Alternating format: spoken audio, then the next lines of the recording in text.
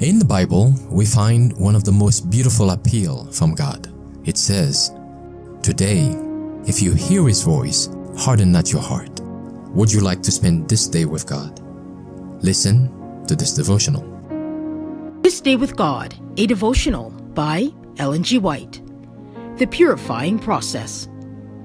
For in that He Himself hath suffered being tempted, He is able to succor them that are tempted.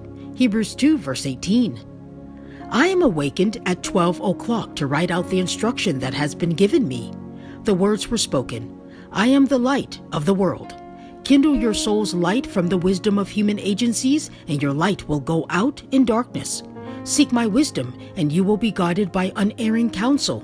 This guidance, it is the privilege of every child of God to have. Ask, and ye shall receive, but ask in faith, believing. Ask for that which is in accordance with the word of God, believing ye shall receive. Christ is the source of our strength. Let us study His teachings. In giving His only begotten Son to live in our world and to be subject to temptation, that He might teach us how to overcome, the Father has made ample provision that we should not be taken captive by the enemy.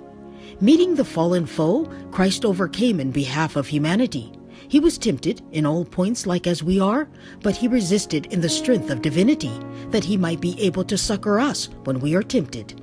Becoming partakers of His divine nature, we are to learn to discern the temptations of Satan, and in the strength of His grace overcome the corruptions that are in the world through lust. He who was once a sinful human being may be refined and purified through the imparted merits of Christ, and stand before His fellow men as laborers together with God.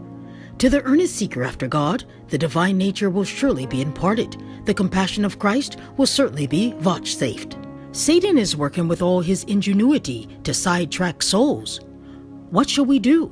Let us believe that the Lord is willing to raise up and strengthen the weak.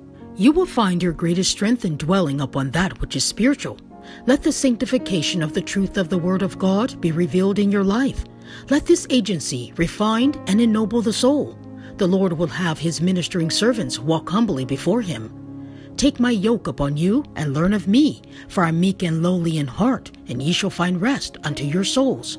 For my yoke is easy and my burden is light.